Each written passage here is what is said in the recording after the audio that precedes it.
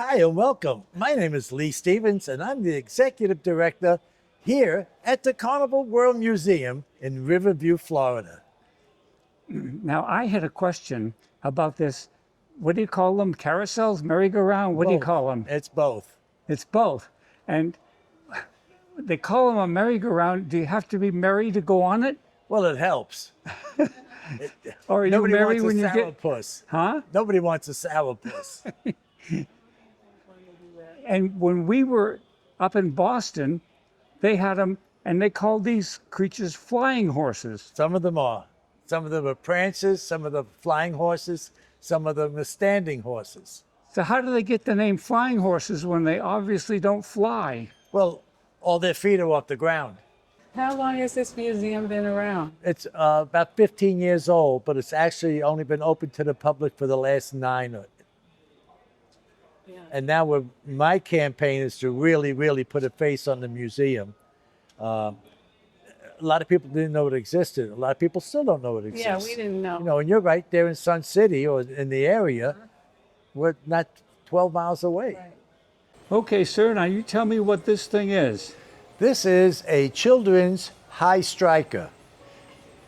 The high striker is probably the most recognizable amusement device ever built. Every cartoon, every Popeye movie, all of those things always have a scene with the guy with the giant sledgehammer to hit the bass and ring the bell. So what purpose would a guy have to use this? It would be to show off how strong he was. And would he be doing that with a girl? Well, always got to impress a girl. What if he went without a girl? Well, then nowadays he'd do it for his boyfriend, I guess. But in any event, it was always a bunch of guys, a group of guys, teenage boys or whatever, muscle guys, sailors. They're all going to prove how strong they were. The secret to a high striker is not how hard you hit it.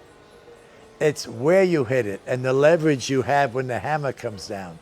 And what kind of prizes would you get? Oh, back in the day, usually chalk. We call it chalk. But if you look at all the figurines, they're plaster of Paris figurines that have all been painted. We have a whole collection. Actually, they're behind me in the showcases of what the prizes were. Oh, Cupid dolls, you know, depending on what it was. Sometimes you got the bamboo cane, lots of different things, a pennant. There was many different prizes. So they called it chalk because the plaster of Paris resembled chalk? Yeah, exactly. And it was just, instead of saying plaster of Paris, it was easy to say chalk. There's no more sideshow folks around here anymore. Most of them have passed away. Some of them moved away. But there's no more sideshows to speak of. So Come on over here. Tell me about this. these are just variations. Most of these are homemade games to show the difference in just ingenuity people had. Oh, that's a homemade thing? Yeah. Yep. So they never used it at a fair? Or Oh, yeah. But they were still homemade. And those are the prizes around the rings? Yes. Those are pretty good knives. Yeah, oh, they were. And most of the stuff, you have to remember, there was no factories to build any of the wheels or any of that stuff.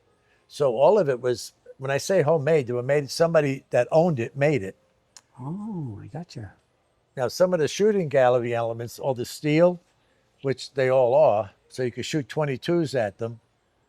The bottoms on the bottom, they're all steel. Okay, now tell me what you're standing in front of. We are standing in front of one of Bobby Casado, Bob Space Race's company. This was one of the first group games that he built for an amusement park. So this didn't travel on the road. This was actually housed in the building. And you could tell by the rocket ships, it's a little bit, it's a little dated. It's from the early 70s. And it worked for about 30 years at the same location without fail.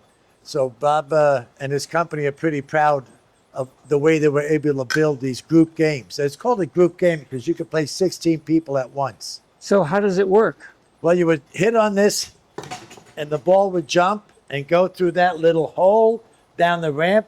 And every time it went through the hole, it hit a little diode inside and it would make the rocket ship go. And the one that got to the top first, the bells would ring and you win a prize. That's pretty impressive. He's the inventor of the whack-a-mole. Oh. So he'll never have to work as long as he lives. So this was a typical fool the guesser. He would guess your age. He would guess your weight. He could even guess what month you were born in, some of the better guys. And then it would draw a big crowd. It was actually part show, part game. So how would he be able to guess the month? How many people what? How would he be able to guess the month? Just lucky. Most times he lost and he gave you something.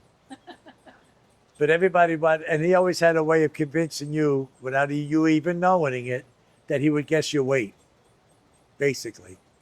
And the average man weighs 165, 170.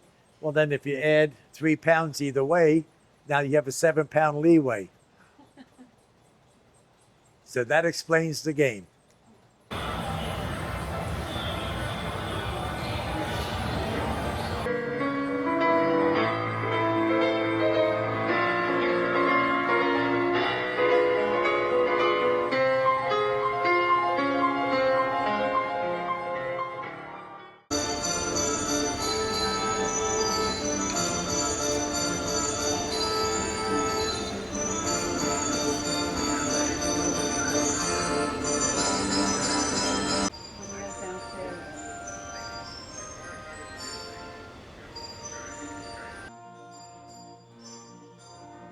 I really like this. I like the music in the background too.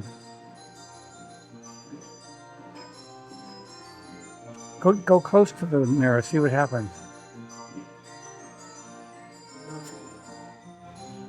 Makes my boobs bigger.